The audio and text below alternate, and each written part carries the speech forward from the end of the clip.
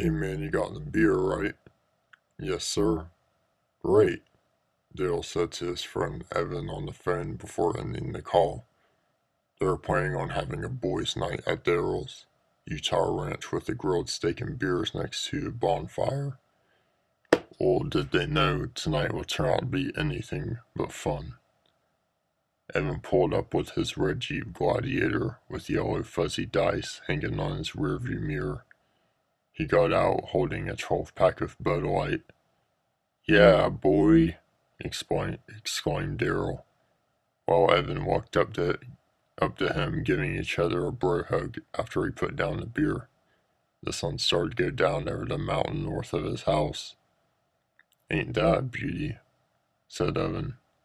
"Yeah," he agreed, while taking the steaks out the package and placing them on the grill.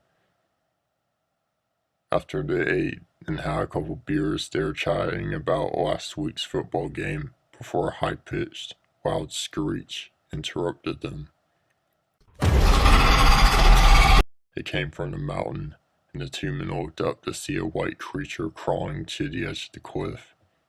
They couldn't distinguish what type of creature it was, but jumped from the 1,000-foot cliff. It landed and its body reconnected the broken limbs in seconds.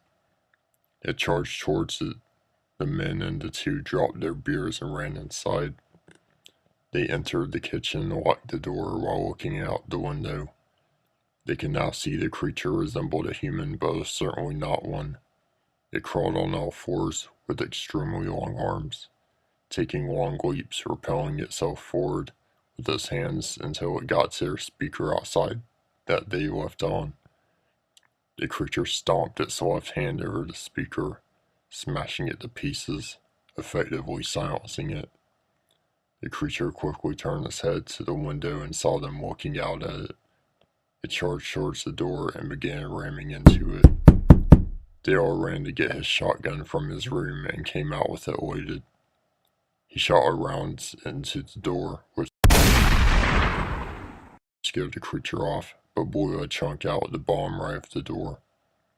They paused for a moment before walking to the living room to sit and reflect on what just happened. "What the hell was that thing?" asked Evan. "I don't know." They sat in debate if the beast was really gone, and if it wasn't, what should they do? Daryl only had 2 rounds left, and the first one didn't seem to do much good besides scare it off, and this thing did just jump from 1,000 feet, only to undo its injuries within seconds. They decided they should wait until the sunrise to leave.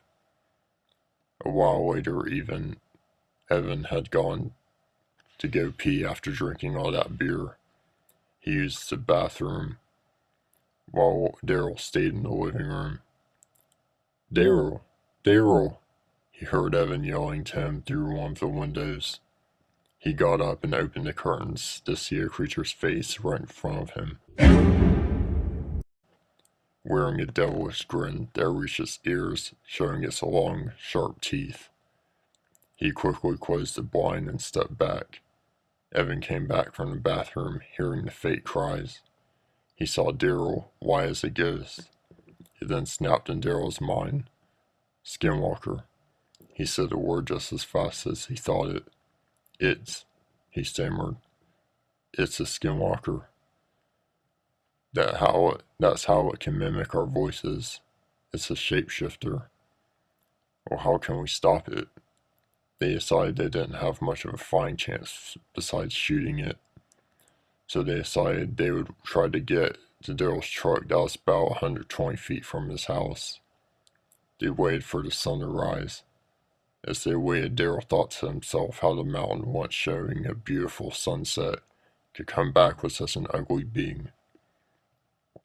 As the crack of dawn began to rise, they heard the creature jump onto the roof and make its way over to his chimney. "Ready or not, here I come," it yelled down in Daryl's voice. As it started to slither down the chimney, they decided to run. As they got out the door and started towards the truck, the creature was quickly behind them. Chills went down Daryl's spine as the creature took the form of his body, except it was naked and had huge black eyes. Daryl tried to shoot it, but dodged the bullets. He dropped the gun and kept running with Evan. They were about halfway to the car when the creature took down Evan and bit into his neck. Daryl knew he had to get out and got in his truck and took off. After finally getting on the highway, he began to tear up knowing he has lost his best friend. He got to the police and told them a deranged man bit into his friend's neck. By the time the police and Daryl had gotten back to his house, the creature was long gone, but Evan's body lay dead on the ground with a chunk bitten out of his neck and his heart ripped out. After investigators did measurements on the bite mark, they measured Daryl's teeth and concluded they were a match. Daryl had no defense, as they wouldn't believe him if he told them a Skinwalker disguised as him killed Evan. He was sentenced 50 years in prison at the Utah Department of Corrections. Some nights, as he tries to fall asleep, he thinks he can hear the sound of Evan laughing outside the bar windows.